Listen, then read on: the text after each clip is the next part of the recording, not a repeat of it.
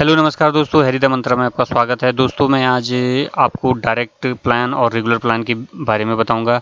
दोस्तों जब भी आप कोई म्यूचुअल फंड खरीदते हैं या म्यूचुअल फंड के बारे में कहीं पढ़ते हैं या किसी फंड का आप एनालाइज करते हैं तो वहां पे आपको दो ऑप्शन मिलते हैं दोस्तों। एक होता है रेगुलर प्लान, एक होता है डायरेक्ट प्लान। दोस्तों ये क्या होता है ये जानना बहुत ज़रूरी होता है।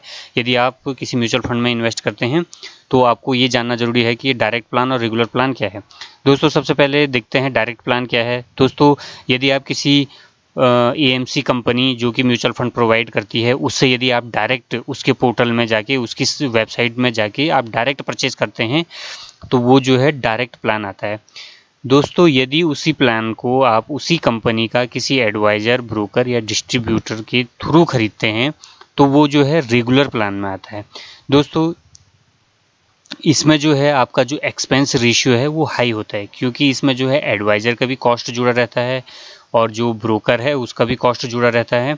तो इसलिए जो है इसके यदि आप एक्सपेंस रेशियो देखेंगे तो आपके जो डायरेक्ट प्लान है उससे जो है आपको 1 या 1.5% एक्स्ट्रा मिलेगा। दोस्तों जैसे कि यहाँ पे दिया हुआ है कि 0.5% टू 1.5% पर एनम डिपेंड करता है एएमसी एक्सपेंस रेशियो पे, ये आपसे एक्स्ट्रा चार्ज लिया जाता है। यानी कि यदि आप कोई फंड परचेज करते हैं और आप उसे रिडीम करते हैं तो जो है आपको इतना परसेंट जो है आपको कम मिलेगा, आधे से 1.5% जो है आपको कम मिलेगा। और वही यदि आप डायरेक्ट परचेज करते हैं तो रेगुलर से आपको आधा से 1.5% ज़्यादा मिलेगा।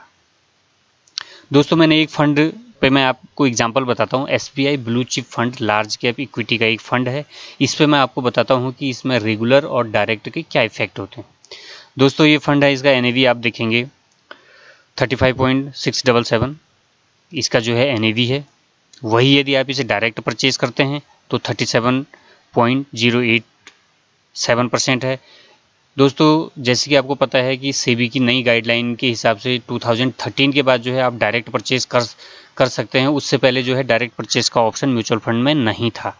तो इसके बाद जो इसका परफॉर्मेंस देखिए कि ये जो है रेगुलर प्लान से भी ऊपर इसका जो है एनएवी है। दोस्तों इसके रिटर्न की देखें, रेगुलर प्लान के रिटर्न देखिए और आप जो है डायरेक्ट प्लान के रिटर्न देखें तो आपको जो है 1.5 से 2% जो है एक्स्ट्रा रिटर्न, ज़्यादा रिटर्न दे रखा है। रेगुलर प्लान ने वहीं जो एक साल का जो है 15.9 दिया है, वही डायरेक्ट प्लान ने 17.2 दिया है। जस्ट डबल जो है उसके जस्ट जो है 1 से 1.5 गुना ज़्यादा दिया हुआ।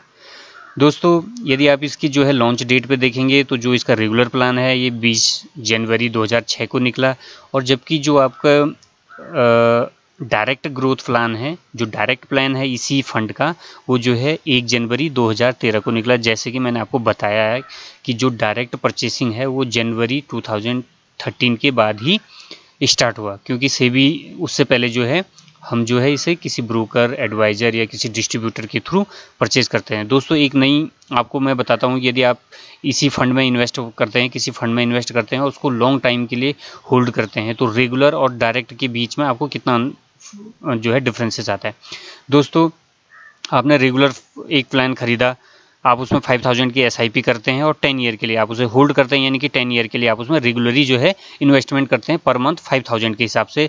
दोस्तों वो फंड मैंने एवरेजन लिया है 15% का आपको पर एनम रिटर्न देता है। तो दोस्तों ये देखिए जो आपका जो है एक्सपेक्टेड अमाउंट है वो जो है लगभग 14 लाख के बराबर हो जाता है, जिसमें कि 6 लाख आपका इन्वेस्टमेंट है और लगभग 8 लाख जो है आपका जो है इंटरेस्ट है, वेल्थ जो आपने गेन किया हुआ। दोस्तों यही जो है आप डायरेक्ट फंड लेते हैं, आप किसी फंड में डायरेक्ट इन्वेस्टमेंट करते हैं, वही इन्वेस्टमेंट करते हैं 5000 पर एनम पर मंथ के हिसाब से 10 ईयर के लिए आप इसे होल्ड करते हैं। और ये देखिए आपको डायरेक्ट में यदि इसी फंड में आपने इन्वेस्ट किया, जो रेगुलर में आपको 15% मिल रहा था, डायरेक्ट में आपको 16.5% मिलता है, क्योंकि इसमें जो है एएमसी कंपनी और डिस्ट्रीब्यूटर जो है इनका जो है कॉस्ट नहीं होता यदि आप डायरेक्ट परचेज करते हैं। तो देखिए दोस्तों कितना डिफरेंस आता है। यदि आप 10 ईयर के लिए होल्ड रखते हैं, जो एक्सपेक्टेड अमाउंट है आपका वो लगभग 15.3 लाख है।